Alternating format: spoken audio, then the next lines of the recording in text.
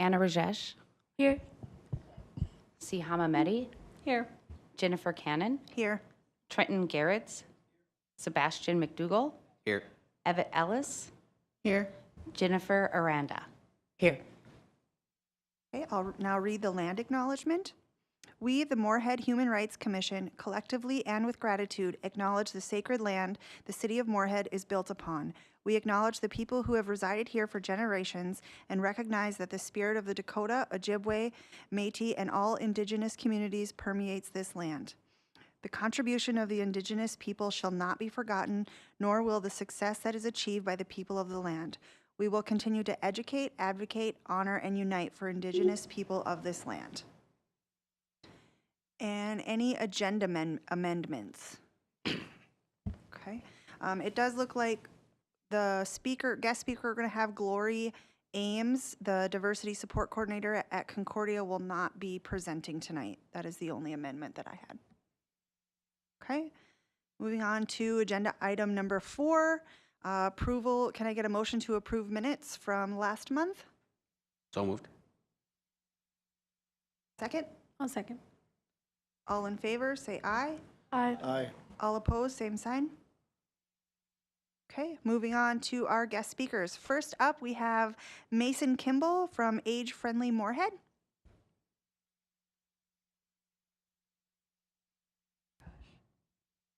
Hello. My name is Mason Kimball. I go to MSUM and I'm currently getting my master's in social work, which has led me to interning with Dancing Sky, specifically on the age-friendly Moorhead efforts. So it's pretty as simple as it sounds. We're just trying to make Moorhead more age-friendly. So we say mostly we focus on the 65-plus population, but really if you're thinking about a sidewalk and accessibility, if there's a curb and someone can't get up, that accounts for strollers, walkers, and just the general family. So we're just trying to make Moorhead more age-friendly. So our committee meets monthly via Zoom or in person at the Moorhead Library. The committee consists of agencies within the area, such as Rebuilding Together, CAP-LP, Moorhead Fire Department, Care Resource Connections, and then we have a couple community members who are just excited about the fact that we're doing something. So in our last January 2025 meeting, we focused on our goals for committee moving forward. We focused mainly on SMART goals based on data from listening sessions and ideas from members. Our first goal was a logo creation that you'll see on the screen over here, and we used MSUM to create one. We have 3 up there because we're currently deciding on one that we all agree on and that we think represents age-friendly Moorhead the best. We also have listening sessions. Our goal is to have 2 listening sessions a month, and I'll talk about that in a little bit. And then community connections, we are hoping to work with various publication groups within the Moorhead area, spread the word of age-friendly, and find ways to share events with community members.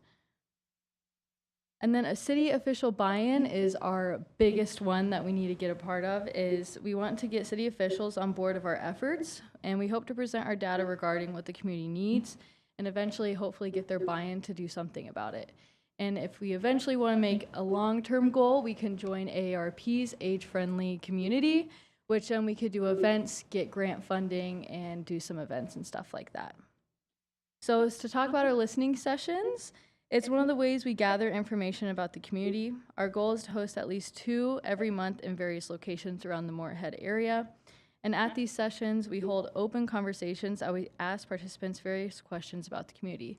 So some of these questions are, what is something that you really love about your community and something that you need more of? And some of the ideas that are talked about are transportation. A lot of people have the access to public transportation, but are either scared, they don't have the accessibility to go to it, or if they're unable to drive, they have to schedule it 2 hours in advance, and that takes a long time to do. If you don't know you have something next week, how are you going to schedule it a week in advance and then have 2-hour gaps between everything? Another one is accessibility, so sidewalks, curbs, and parking, mostly to do with the snow, how there's all the snow pile up, and sometimes it's just in front of the curb that they need to get up.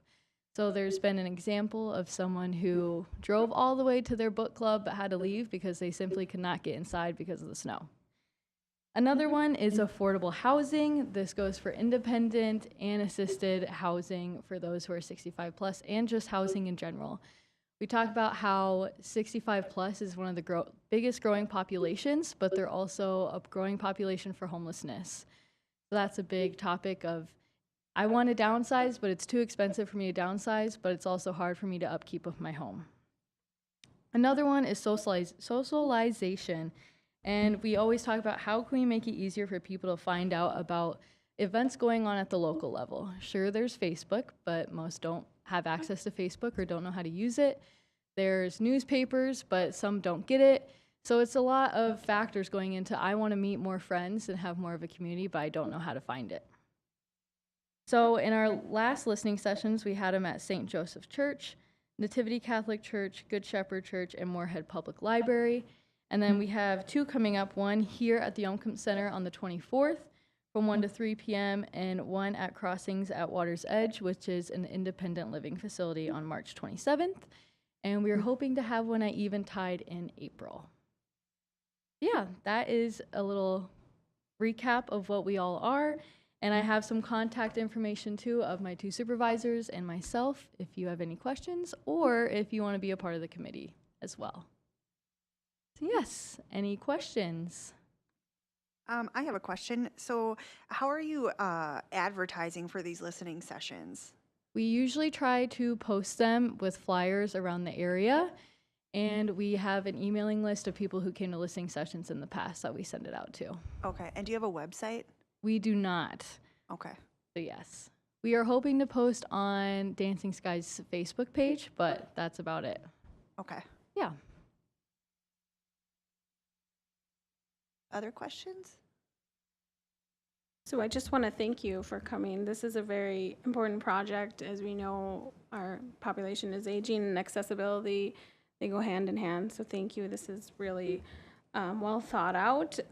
My question is, knowing that, affordable housing is one of the main concerns, is there anything being done at the affordable housing sites for a listening session, knowing that transportation, so those affordable housing, we have quite a bit. The one on 4th Avenue by MSUM, and the high rise too, especially. So is there any plans to have listening sessions there? Do you know? And you might not know. We hope so. We are open to having them anywhere and anywhere we can. Our only limitations is funding, so we really just have to go with people who are willing to just bring us in and let us have a couple hours of their time. Yeah. So how many people normally show up to like these meetings that you have, and like what would their age range be? So for our listening sessions, usually it's been about 10 to 15 people. We hope to have more, but there are some where we only have 4. So it really just depends, and most of the time it's the older community, but we do want some other factors of people, like some families and other people that this stuff affects them as well. So I have a question. Do you have like a max capacity of how many people? Or is it just based upon like the location size, or is it just free for folks to participate? It's free for people to come and come whenever, and we don't have a capacity because we haven't really had that many people. We haven't had to reach that, oh no, we have too many people. So we're just trying to find as much data as we can, so as many people are usually welcome.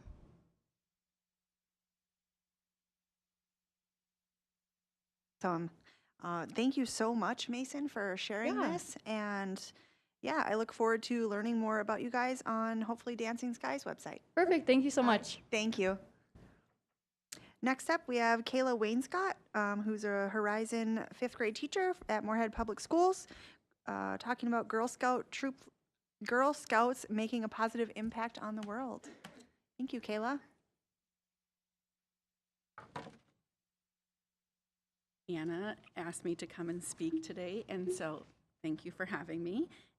I actually am a teacher and can teach in front of kids all day long, but talking in front of adults makes me really nervous, and so here we are. Girl Scouts makes a positive impact on the world.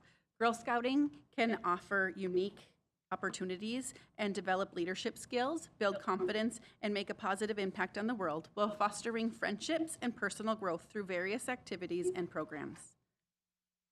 Some don't know what Girl Scouts is or how it started. It is a leadership organization for girls. It was founded in 1912 by Juliet Gordon Low. It focuses on building courage, confidence, and character, and it's open to all girls from kindergarten to 12th grade. Some of the core values are to be honest and fair, friendly and helpful, considerate and caring, courageous and strong, responsible for what we say and do, and to respect ourselves and others. There are 6 different levels of Girl Scouts, and I currently am the leader of a cadet troop. I have been in Girl Scouts since 1990. I started as a Brownie Girl Scout in Jamestown, North Dakota, and I was in Troop 382. And I had a wonderful leader who inspired us to be creative and helped us to make the world a better place while being a sister to every Girl Scout. Thank you, Laura Fisher, for being a leader in my life. We learned that you go everywhere with your buddy and leave a place cleaner than when you got there. It was with my troop that I met my best friend, who remains just that. Who would have thought that sharing a bunk in 4th grade would foster that friendship? Jamie Jose has helped me to be a better human for the last 30 years. My favorite memory as a Girl Scout was going to camp, whether it was in Jamestown or at Camp Tonway in Valley City. We completed our Silver Award project where we led a day camp for younger girls in our community. This experience helped me to choose my career as a teacher. I love being in a leadership role.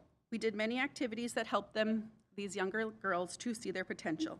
From there, we earned our Gold Award, where we took our love of the outdoors and led a camp for girls, inspiring them to build friendships and confidence in areas where they weren't strong before.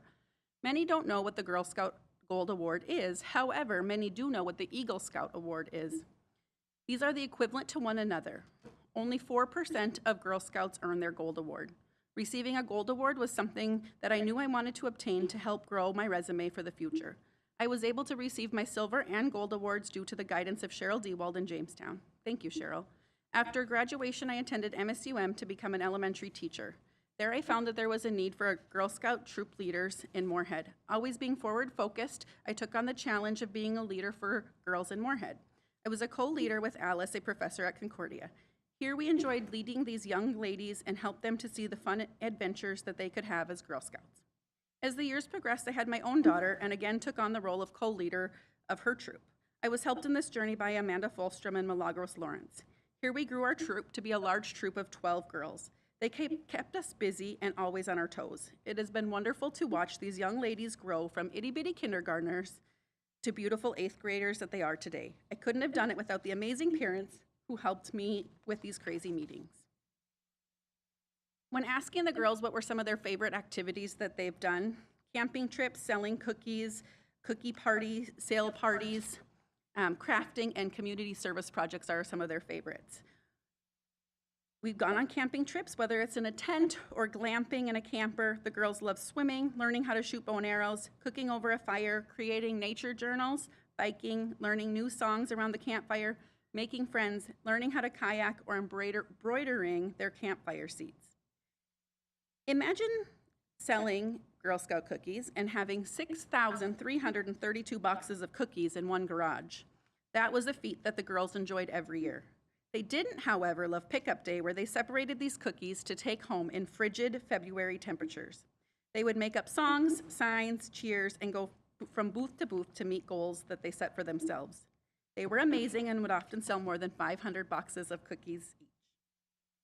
Anna, we should have put the video in there of you doing your Girl Scout cheer from when you sold cookies. Sometimes every year we would try to have a cookie sale party at the end of their season, and one girl reports that a party bus to a hotel to go swimming was one of her favorite activities. We won a silent auction bid at an elementary school event for a party bus. We went around to each elementary school and picked up all 12 girls from their schools in Moorhead. We had fun music and dancing when we made our way to a hotel for pizza and swimming. The girls love crafting. We've learned how to knit, sew, paint, carve soap, embroider, and do bead projects. These are just some of the ways that we start our meetings and talk about the week. Girl Scouts often works with community service projects, and we've tied many blankets to support the Joy Project, made dog and cat toys to be donated to animal shelters in the FM area, helped the homeless, and donated many boxes of cookies to local nursing homes in our community. Girl Scouts focus a lot with leadership development. Girl Scouts provides a platform for girls to discover and develop their leadership potential through various activities, projects, and challenges. Our troop has had the opportunity to plan and carry out many activities where they were able to lead their peers as well as younger girls.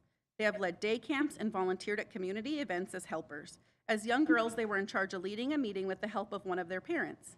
They were able to see what it was like to be a leader of others in their troop while building their relationship with their parents. Girl Scouts is very famous for their cookie program.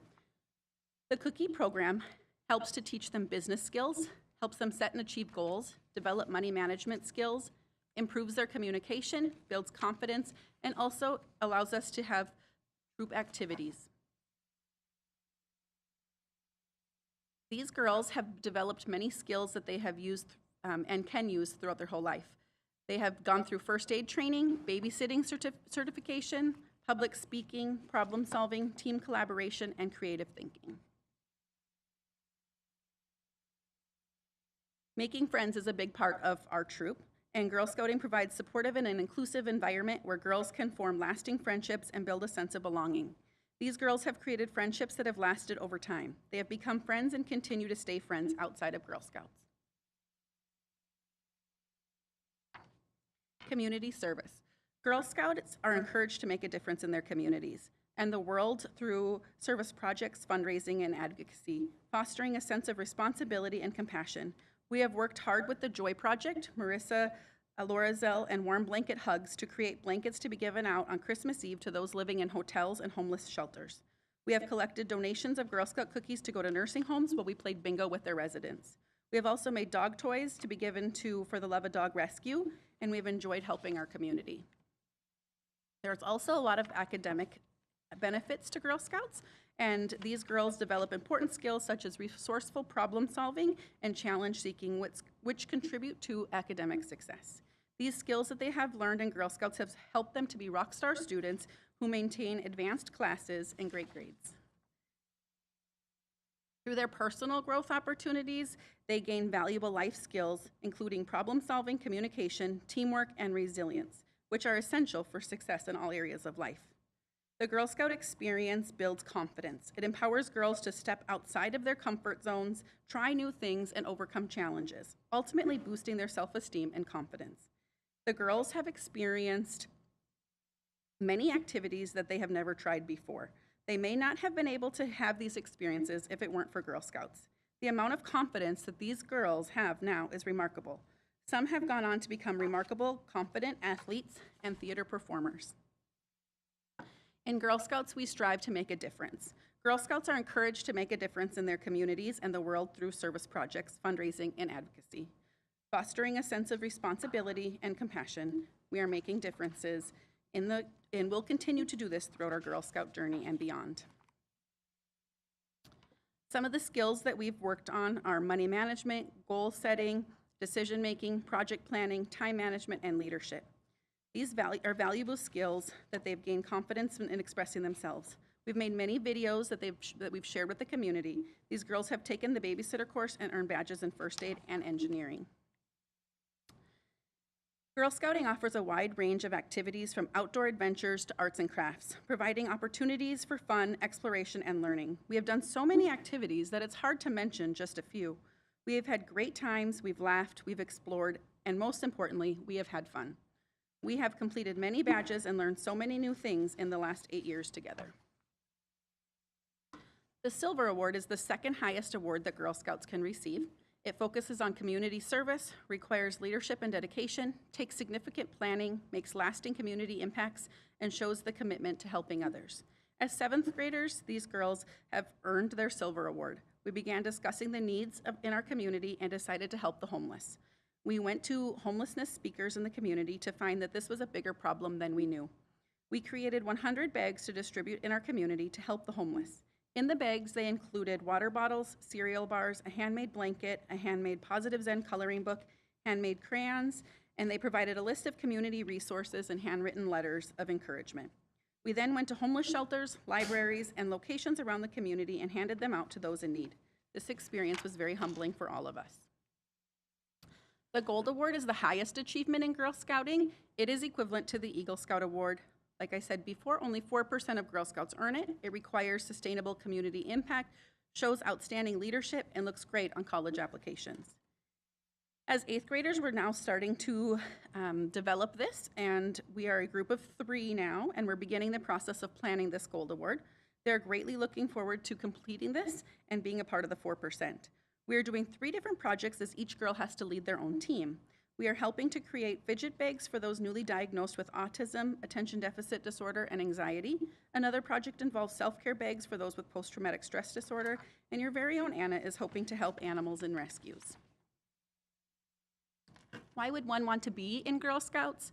To build confidence, make lifelong friends, learn valuable skills, help the community, have amazing adventures, become a leader, and create lasting memories.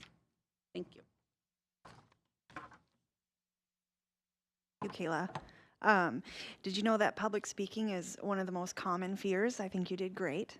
Thanks. So thank you for being vulnerable and coming up here. Mhm. I don't have personal experience with Girl Scouts, so I'm just curious. You said your group, I think it was the cadets, are 8th graders and they're working towards a gold award. Yep. What age range is Girl Scouts? Is it all the way through 18 or graduation? Yeah, or through when they're seniors in high school. it is through there? Yeah. Okay. Our Okay. girls would like to be done as 9th and 10th graders because as they get older, it's just not as cool to be in Girl Yeah. Scouts. And so we're working to get to that final goal. Okay. Awesome. Does anyone else have any questions? Is anyone else here part of Girl Scouts besides you, Anna? Oh, awesome. Cool. Well, thank you Thank so you. much, Kayla. And now we have our very own Siham to talk about Kurdish people and women's history. And she's speaking today as project lead with Creating Community Consulting.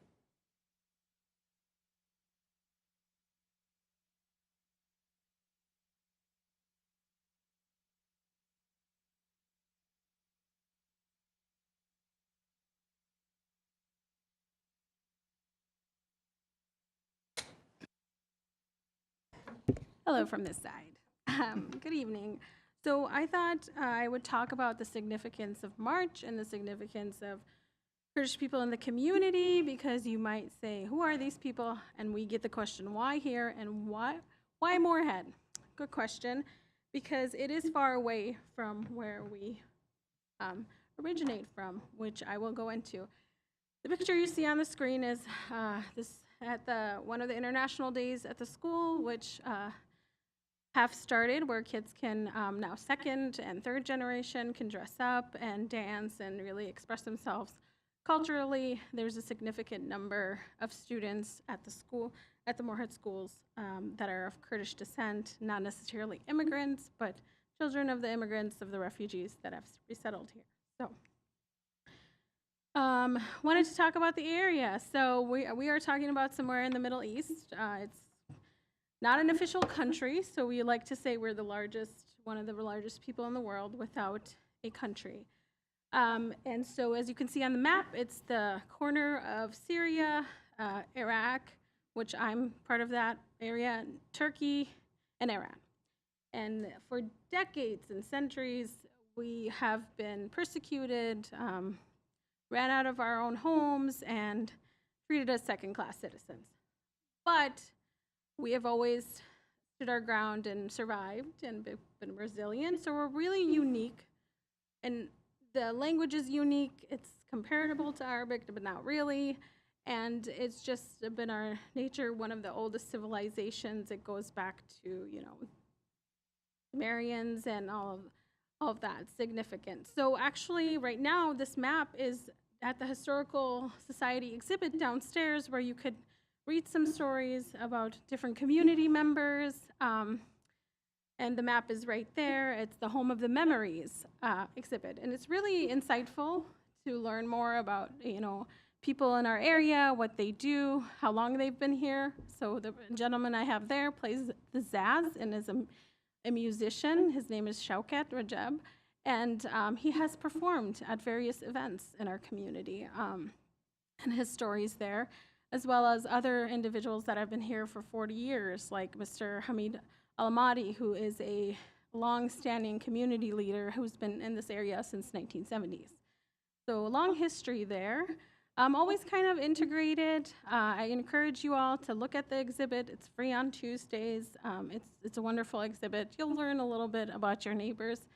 I have a video picking grape leaves, wild vine leaves that we use in our cooking, stuffed grape leaves. Wanted to just, the significance again, the largest ethnic group in Moorhead, and that's significant because a lot of people are like, who are you? What are your practices? What do you do? So in the U.S., there's a significant population in Nashville. Why Nashville? There was work there in the 1990s when people resettled in the 1970s. San Diego, because it looks like Kurdistan of the mountains, right? And we're from the mountainous areas, and Texas, and then Moorhead, and other various communities in Illinois, small pockets. But it's significant, and people started arriving, like I said, in the 1970s. Early 1990s was when the Gulf War was happening, and Saddam Hussein was really persecuting the Kurdish people and really killing them off, killing whole villages. And so my story starts there, as how I ended up in Moorhead was in the 1990s. A lot of families fled because they feared what was coming. So we fled and we went back, and that was just kind of known. Some families were in refugee camps and ended up going through the process of resettlement, which was how they ended up in Fargo. Moorhead was that resettlement.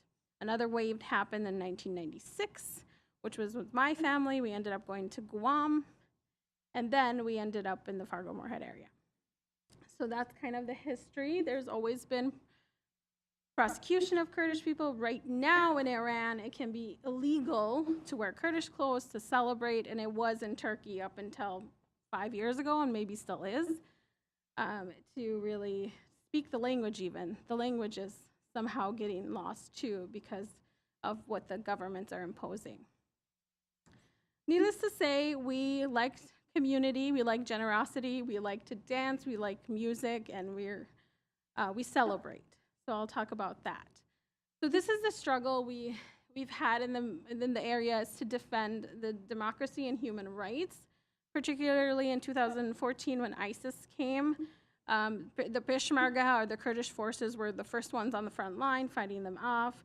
We had another wave of individuals that were translators with the army, and they got special visas.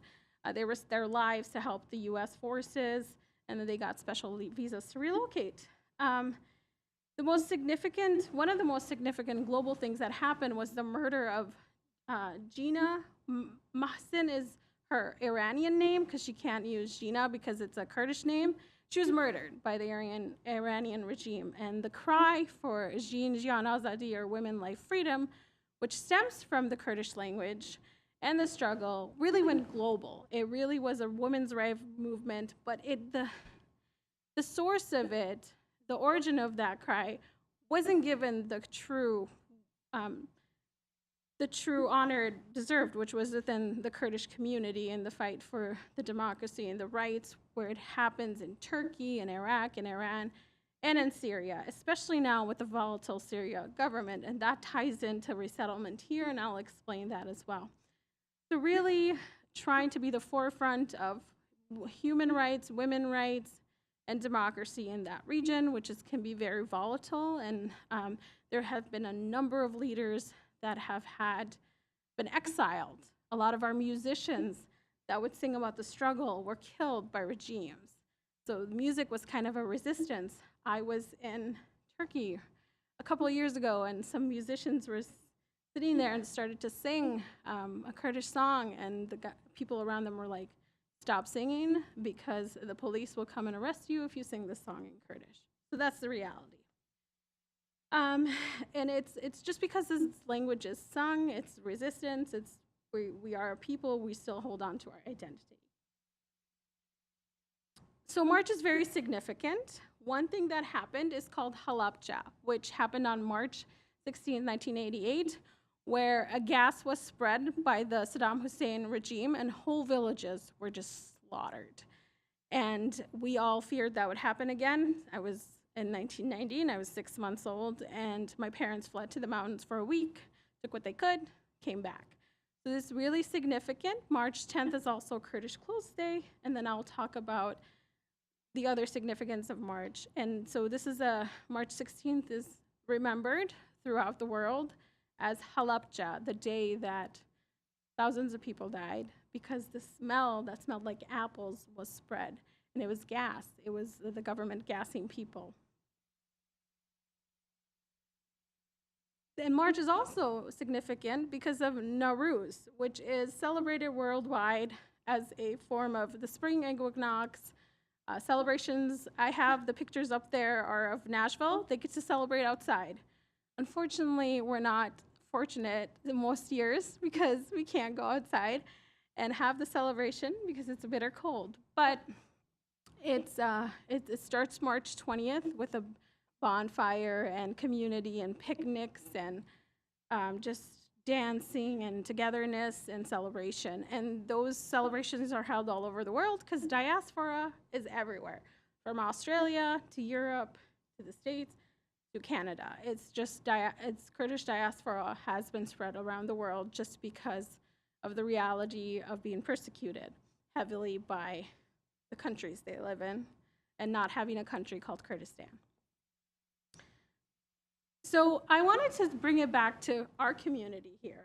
An article was released this morning from the Star Tribune, and another one was done a couple of years ago about the significance of Kurds in this area and what it means. So Mr. Zach Amin, who won a Human Rights Award for his work with youth, teaches a class. And again, the second generation, the third generation, just having that kind of identity crisis and not knowing where they fit in, not knowing what box to check, get to really build their community, ask questions, learn about their history, just like you would have a German class or a Spanish class or a French class.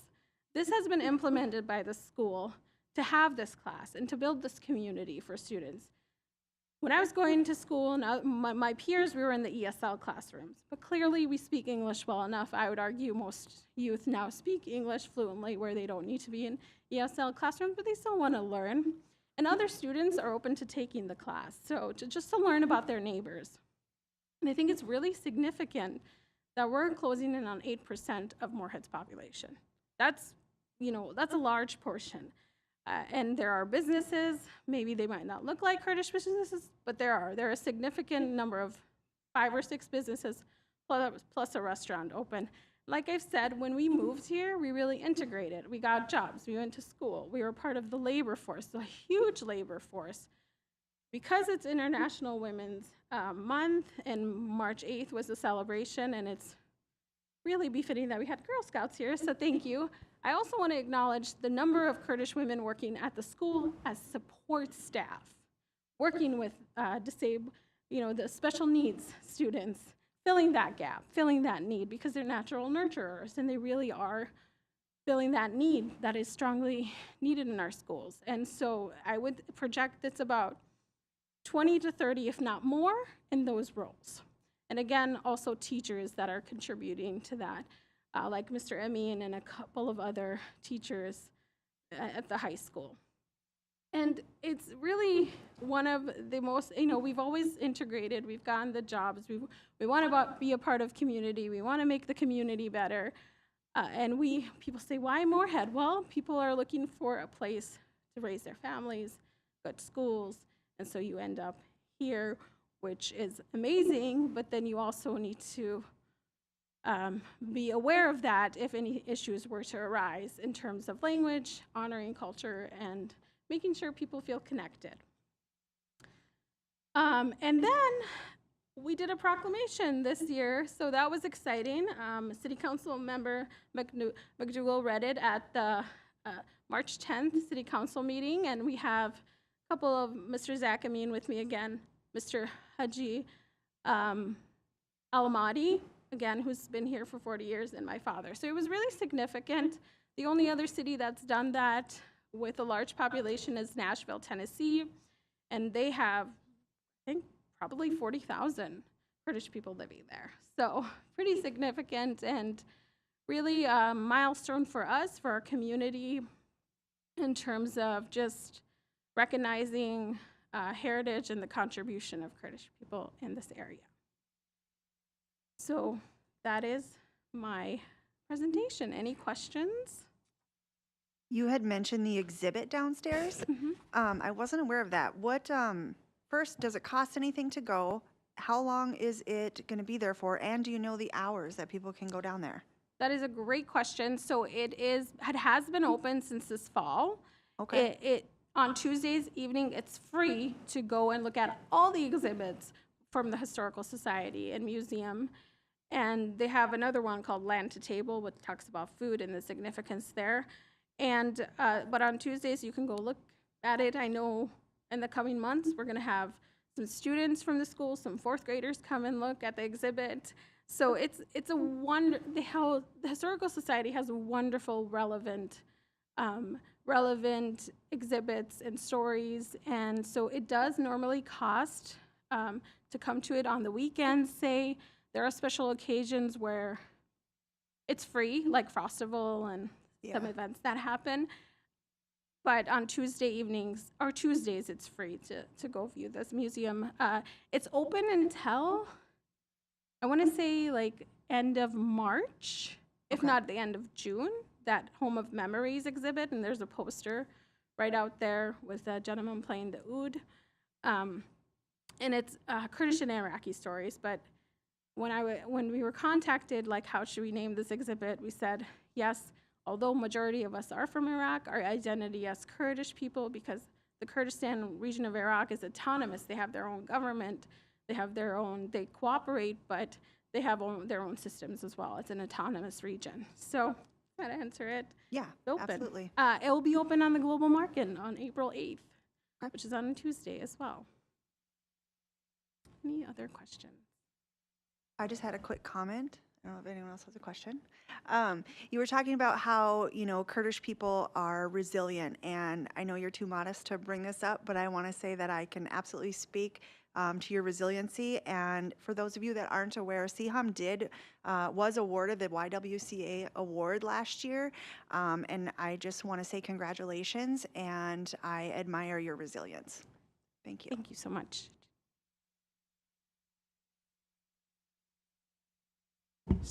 There we go. Someday I'll figure this thing out.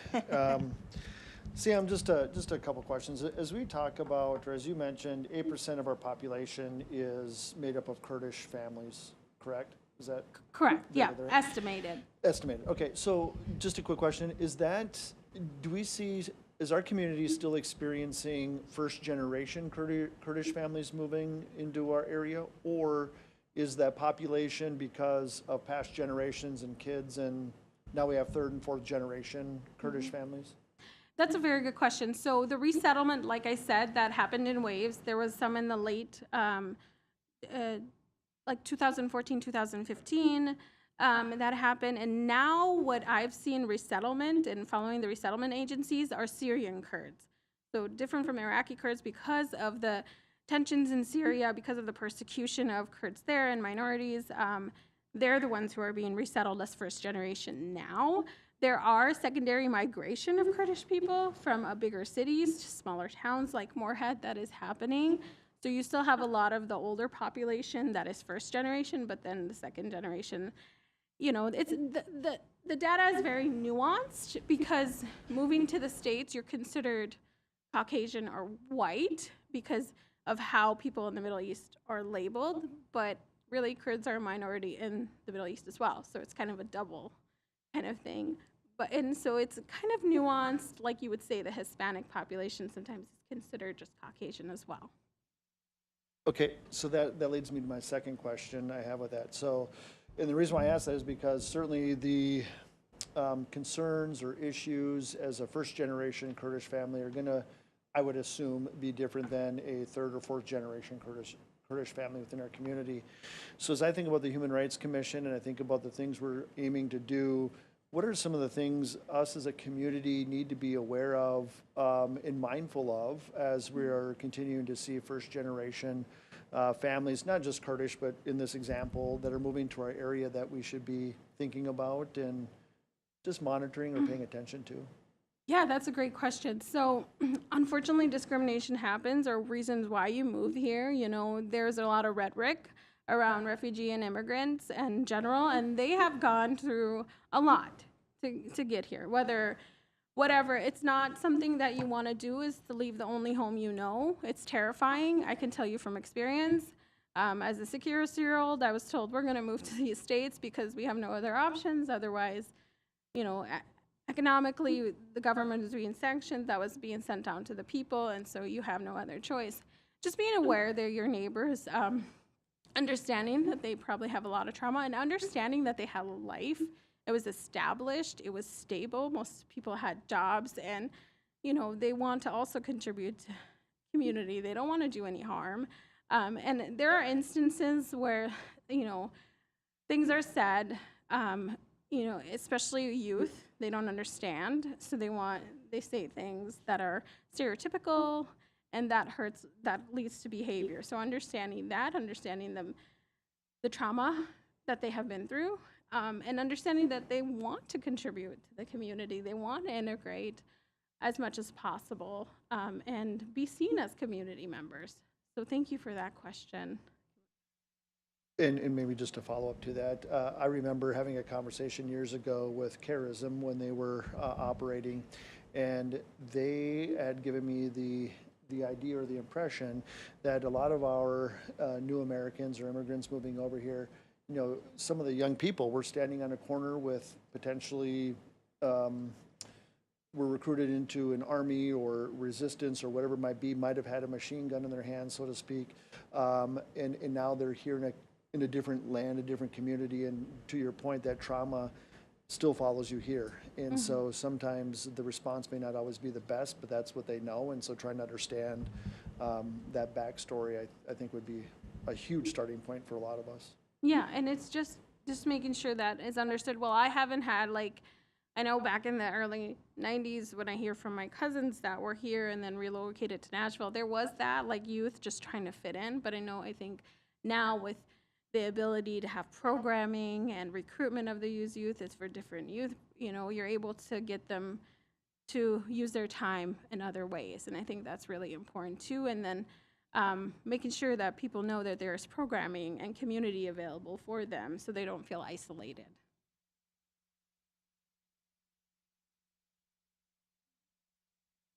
Any other questions? Thank you, Siham. Thank you.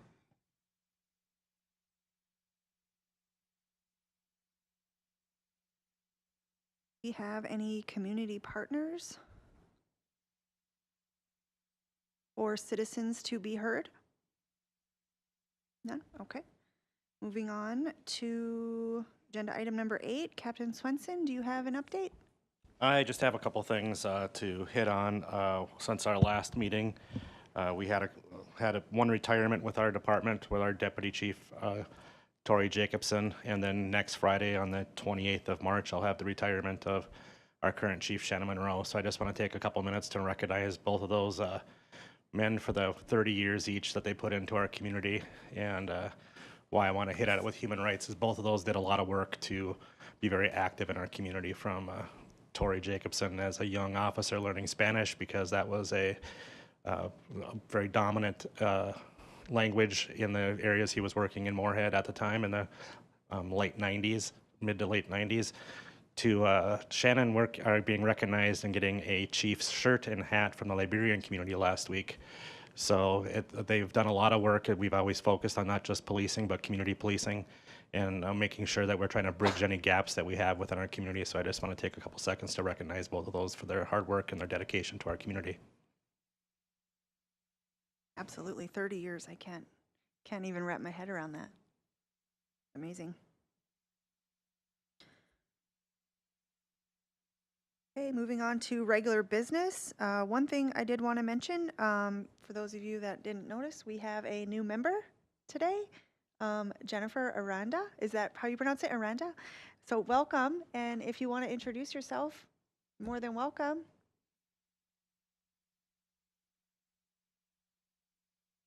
Yep. Oh, There you go. see, I will learn this.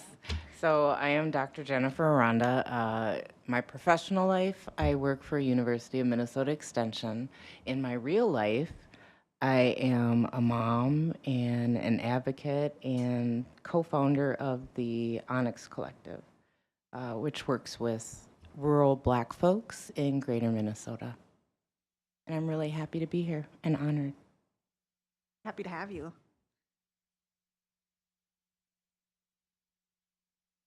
Any other regular business? Anyone else?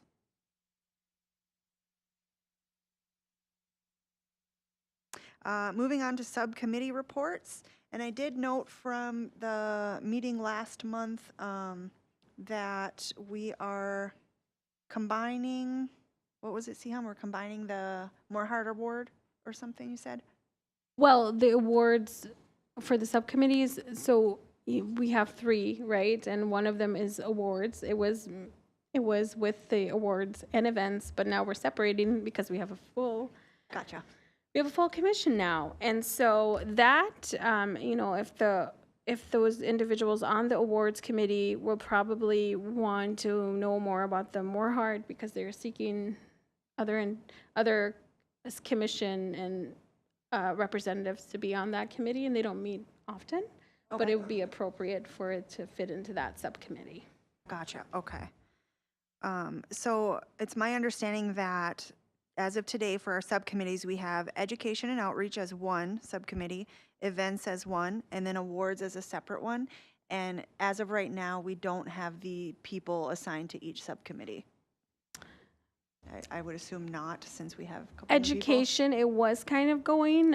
Commissioner Rajesh and I, with a volunteer, Marissa Allring, we're working on the calendar and invitations. That being said, we could use another member if anyone's interested, or if anyone really wants to be a part of that subcommittee.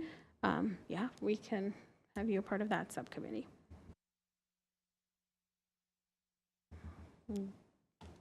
Can you repeat the 3 subcommittees? I have education and outreach, awards, and events. thank you. Yep. So if we could get, so ideally, maybe if we could get one more person in the education and outreach and then align people for the events and awards committees? I don't mind being on the education and outreach, Okay. helping out with that. That sound good, Siham? That sounds great. Yes. Okay. Any interest in the events committee, subcommittee? Sebastian?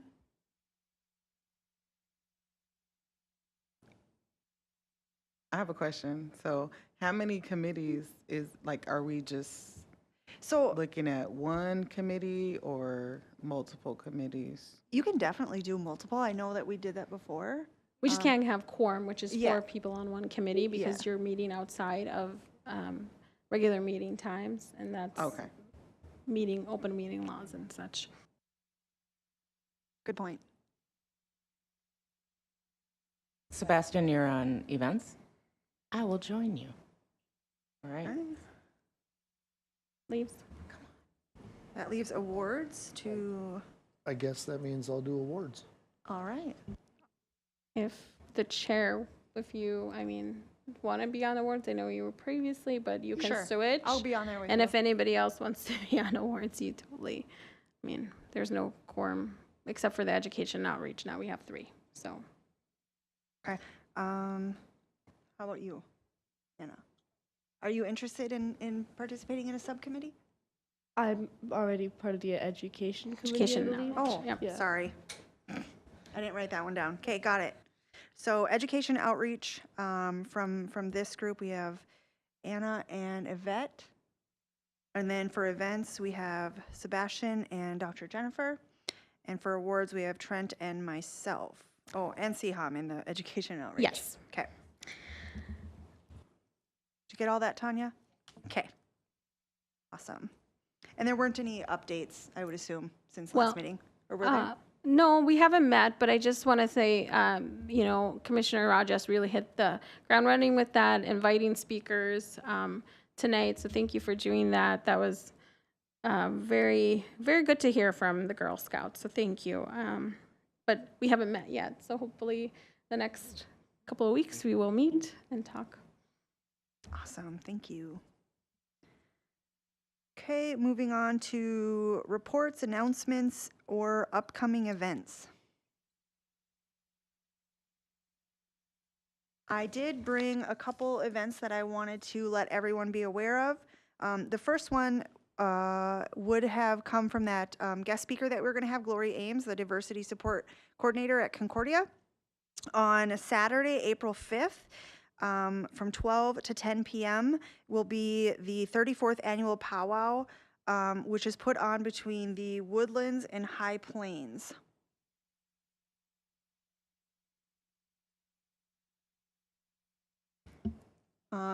Students grades K through 12 are free, and elders and veterans are also free, and adults are $5. And this will be held on April 5th from 12 to 10 p.m. And then I know we just had, I don't know if it was last week, the Global Market, but the Global Market is here at the Umcum Center, and it's set for the next Global Market Day for Tuesday, April 8th at 5 p.m. And it looks like we're expecting T's Tacos, Maria's Homestyle Mexican, lots more, Jalen's Sweets. They do have an event on Facebook, so if you want more details, you're more than welcome to go look up the Global Market on Facebook. And again, that'll be on Tuesday, April 8th here at the Umcum Center. And one more event I wanted to mention is that the National Alliance on Mental Health, or NAMI, N-A-M-I, Moorhead, advocates for better mental health support in Moorhead. And they are putting on an event. It's called Mental Health Day in the Park.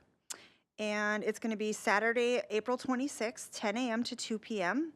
And the location is the Viking Ship Park. And they also have a Facebook event page where you can get more information. This free event will bring together over 12 local mental health organizations, really offering a chance to connect, learn, and grow together. And then Siham, did you have an event you wanted to mention? So there are there's lots happening, but this Saturday, the Attorney General of Minnesota is going to be at MSUM at 10 a.m. And if anybody wants to go, that's Town Hall. There is a speaker at Concordia again, who's a Holocaust historian and lecturer, Dr. Reyes, who will be there talking about the tensions currently. I know we had discussion of this last year with the global conflict now. I would say just discussing that, the Israeli and Palestinian conflict that has been going on for over a year, longer than that, years, but really the nuances and the delicacy of that matter, and he's going to be at Concordia on Saturday to speak as well.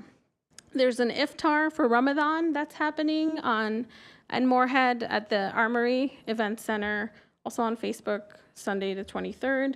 If you want to go and learn more about people that are practicing Ramadan and have a community meal, that's at the Moorhead Armory.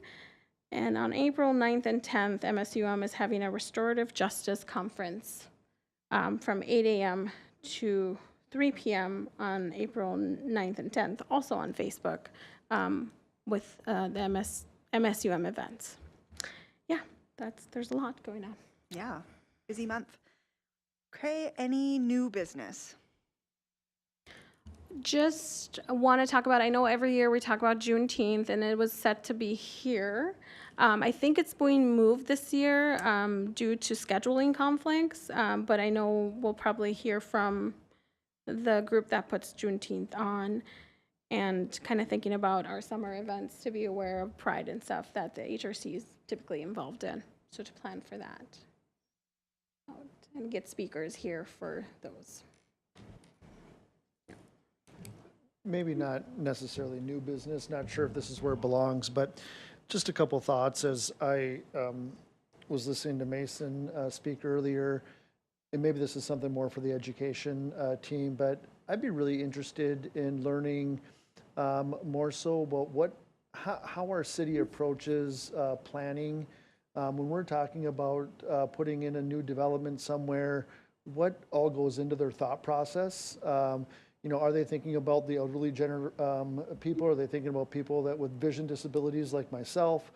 Those kinds of things. And then also I'd like to know kind of what that cost is, because there is certainly an additional cost to accommodate certainly people with disabilities as well.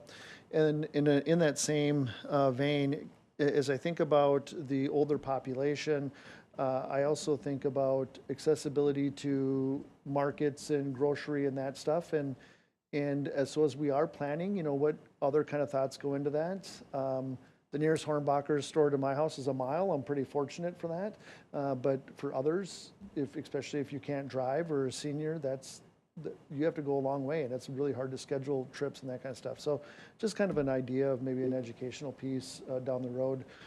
One other thing, I don't know, I happened to run into a couple people, and I don't know if they know I'm on the Human Rights Commission. I didn't ask, but they expressed concern about the idea of the deportations that are happening in those. And I think we're all well aware of it. And Officer Monroe, thank you for your comments last week, or last month. There's still a fear, though, that people that are here legally are carrying their birth certificates, are carrying their, everything they can to prove that they are a citizen out of fear. And I don't know what role we should play or if we need to play a role there, but am asking the question of what kind of education can we work with the City of Moorhead Police Department and others to hopefully alleviate some of that fear. I don't think we'll ever be able to get rid of it all, but at least alleviate it, if that's somewhat our role or if that's a possibility. Those are great questions, and Captain Swenson talked about how they're just making sure people are protected, which is great.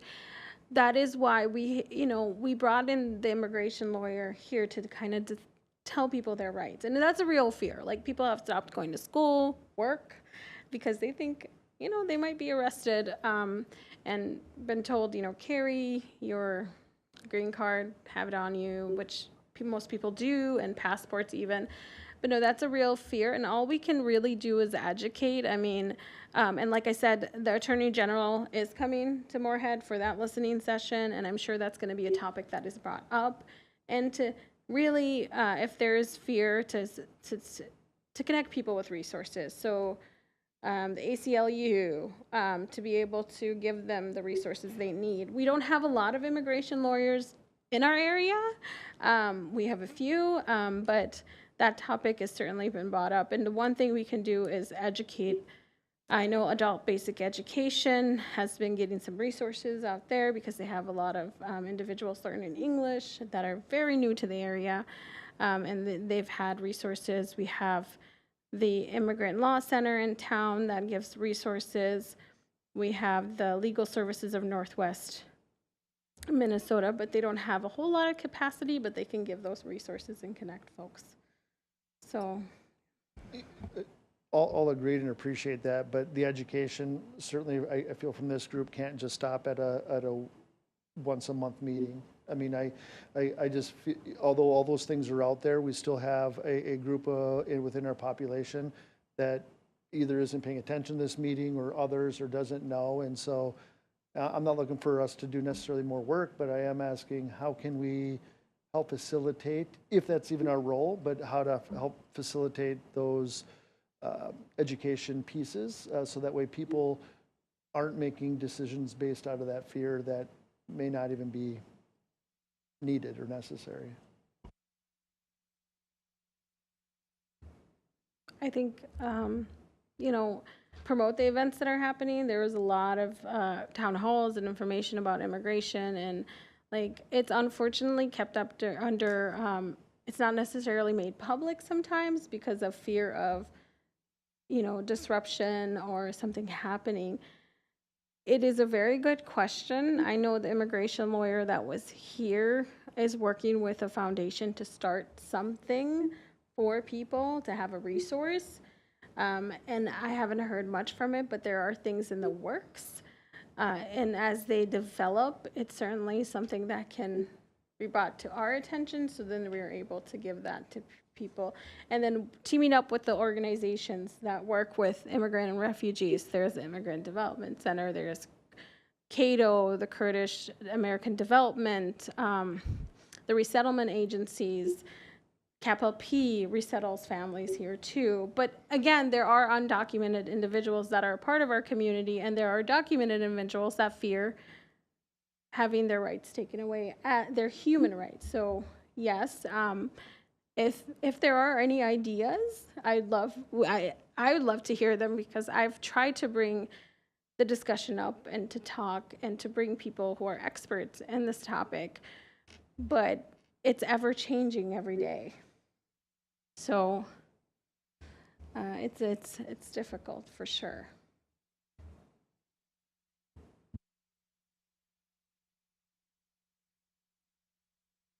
I love that you brought that up. I think that at heart, yeah, we are part of the Human Rights Commission. And I think that the onus is on each individual. We're here because we care about human rights. This is larger than us. And so when I work with folks trying to keep their sanity, sometimes it's the small things. Do you carry around red cards? Okay, so the immigration lawyer who spoke last month alluded to red cards. Unless you're part of the conversations, you don't know what those are. And so we don't know what we don't know. So the first thing I will ask, if I send the red card link to the chair, would you be able to distribute to the commissioners? Yeah, absolutely. I'm not sure if it has to go to Tanya, though. Or I can send it to Tanya, Yeah. whomever is supposed to. But it's the small things that you can do, and leaving these in bathrooms, putting them on the shelves when you're at the grocery store, leaving them on the bus seat. These are ways to quietly, hopefully empower and support folks where they're at. Because you can't go up to somebody and say, hey, here, take this. I know, and I will bring out at our next meeting, the Tri-College Alliance of Latinos is having the TAL conference, and a very difficult time getting community to come because people are scared. People are scared to show up. So I hear you. I understand that, and I'm hoping that we can each individually take some small steps. Love that. Love that. And Siham, you said that I don't remember exactly what you said, but there were some things in the works. Is that something that we can, follow up on, and then maybe when there are updates, we could invite those people back in to share what they have going on and put together? Yeah, so there are conversations that are had just within organizations, individuals, trying to get some resources for people that don't have them. And what happens when you're taken away for 4 days and your family doesn't know where you are? That's a real thing. So just being able to act quickly, that is in the works. It's developing. It had to happen very fast. So once that information is, brought to us or we're aware of, we'll bring those individuals to give that information to us in the city and whoever else is interested in that. Start. Anyway, I'll look forward to the red card information. Definitely very interested in that. Any other new business? I just wanted to put a plug in for April. April is Sexual Assault Awareness Month. And so I think it's really important to highlight that. You may have different organizations, nonprofits that may be hosting different virtual events. There may be some on-campus different events that folks can go to. So just look at your different resources, but you can go to MNCASA's website, which is www.mncasa, it's mncasa.org, and that's the coalition that they will have like all the different organizations throughout the state of Minnesota, and they typically host virtual events that people can register for and or get more information about prevention and also just what's going on in the local areas. So just wanted to put that plug out there. No. All right. It is 6:19 and we will adjourn. Thank you.